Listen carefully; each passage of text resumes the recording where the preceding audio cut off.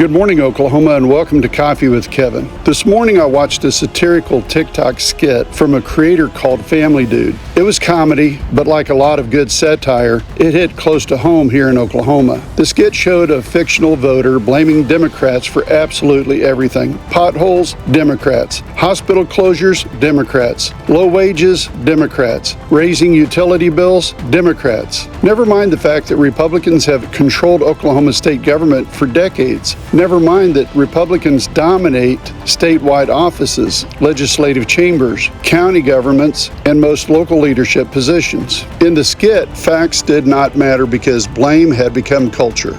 Accountability had disappeared. And honestly, that is one of the greatest dangers in modern politics. But here's what bothered me even more as I reflected on it this morning. Negative political thinking does not only exist on one side of the aisle. Over the weekend, I had a conversation with a respected Democratic political voice here in Oklahoma. The message was blunt. Democrats cannot win statewide races here. Rural Oklahoma is gone. There is no path forward. The registration numbers are too overwhelming. The culture is too far gone. Now, to be fair, those observations are not coming from hatred. They are coming from years of electoral disappointment and political frustration. And I understand that. But at some point, constantly repeating "we cannot win" becomes just as destructive as blindly blaming the other party for everything. Because eventually, people stop trying. And when leaders, influencers, candidates, and activists begin internalizing defeat before the campaign even starts, we create our own self-fulfilling prophecy. That is not strategy. That is surrender.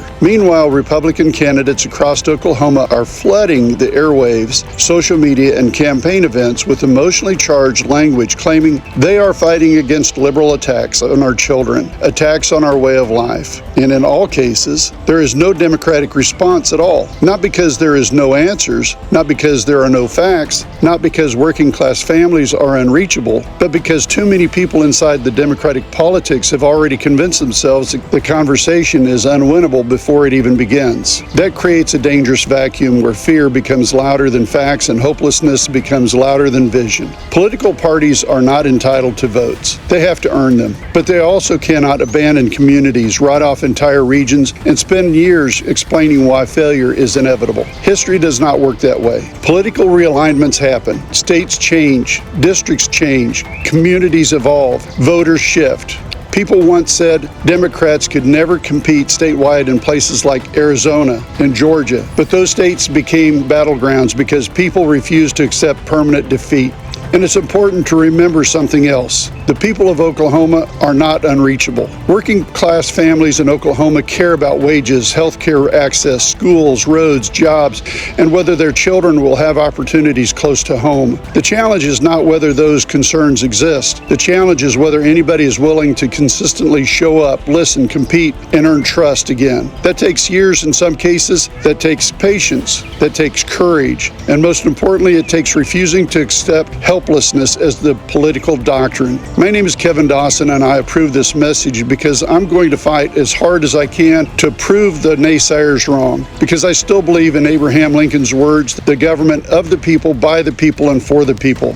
Lincoln faced political elites, critics, and voices telling him surrender was inevitable during one of the darkest periods of American history. He refused surrender, and so will I. My name is Kevin Dawson. I'm running for Oklahoma Commissioner of Labor. I need your support. I want your support, and I'm asking you to join me in this mission as we move forward together. I am humbly asking for your vote on November 3rd.